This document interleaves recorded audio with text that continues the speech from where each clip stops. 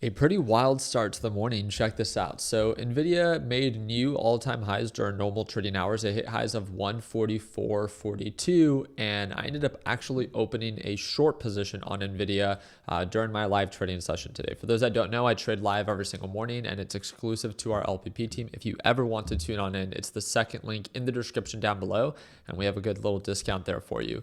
With that being said, I opened that short position. I was in very, very light. And then when direction became favorable, getting confirmation that yes, we were getting rejected at previous highs, just like I expected, I ended up adding more to my position, and the more it sold off, again, my original take profit was around 142.80. I ended up taking profit 50% there. And then as it sold off even more, I ended up taking an additional we're closing out my trade altogether. Ended up ripping right back up, and then I just re-entered my short trade as it kind of consolidates here. For those that do not know, Nvidia is incredibly overbought, huge pullback potential, but of course it's been rallying as it's been finding any reason to try to continue its hype as it just made new all-time highs. I personally think that it's only a matter of time for it to have a nice little pullback, but again, it doesn't matter what I think, it doesn't matter about my opinion, it's all about the price action. As right now, price action is pretty much just consolidating up here. Really, when we get the break below 142, I think that we can really enter a little bit more of this selling pressure, and the same thing will most likely follow for the Nasdaq market, as all it's been doing for the past 2 to 3 days is consolidating the same highs and the same lows. So for those that like to trade horizontal patterns, I'm sure that you guys have been thriving the past few days. For those that don't, then it probably has been feeling like a very long 2 to 3 days, because all it has been doing is same resistance, same support. But with that being said, I also did trade Save today, and this was actually during my live trading session with the LPP team. I walked away with $4,400 in the green, and this is following my red day yesterday. I shorted Save yesterday because it gapped up and an extreme amount. I think it peaked at like 70%. If I'm not mistaken, from lows of 150 to highs of 250. It was an insane gap up, and it was based off of the news that it was buying itself more time by extending its pretty much lines of credit.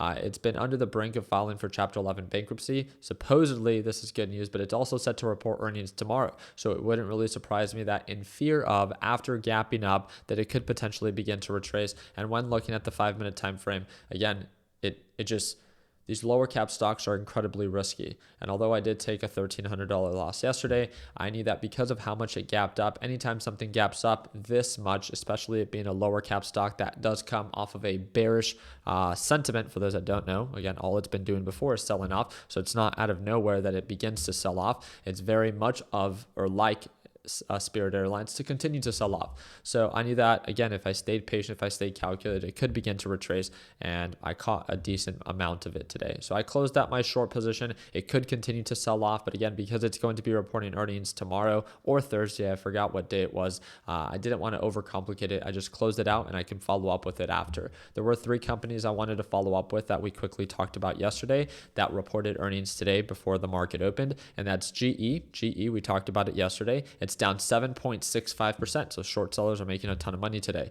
Verizon was, this one was in the red and quickly gapped down. It was actually General Electric that was slightly, I thought, in the green for a short period of time, and then ended up correcting itself. And then we have 3M that also reported earnings, and this one was in the green about 6 to 7% during the pre-market session, and then gave it all back, and now it's trying to find its support. So 3M has been on this consistent uptrend rally, but has huge gap down potential after gapping up the previous time it reported earnings. But again, as of right now, it's doing a really good job holding up there, so there's no reason to overcomplicate it. But again, out of the 4 different companies that I was paying attention to that were reporting earnings today before the market opened, it's really only one of them that actually ended up in the green, and it's a pretty substantial amount, 9.4%, extending its gains, and that is, again, GM, General Motors, up to highs of $53.54. So for all those that went long and or had already a position, which most likely is going to be the case, hopefully you do your part to take profits when it makes sense to you.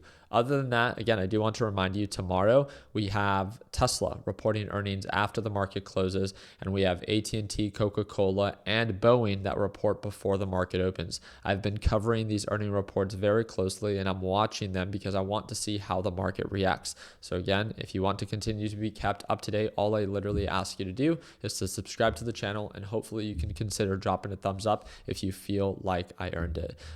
You guys can feel free to let me know down in the comment section what you think about Nvidia? Do you think that it's going to continue to uptrend as it continues to retest previous all-time highs, or do you think that it's only a matter of time for it to begin to correct itself? Because again, the last time when we peaked at highs of 141, we saw an aggressive sell-off to lows of $90. We call that the rubber band or the slingshot effect. The quicker and more aggressive it becomes overbought, the more aggressive the pullbacks are. But again, as of right now, it's way too early. Market sentiment is incredibly bullish. Just wanted to make sure that we get ahead of it and that we talk about markets pulling on back even when they are testing current all-time highs.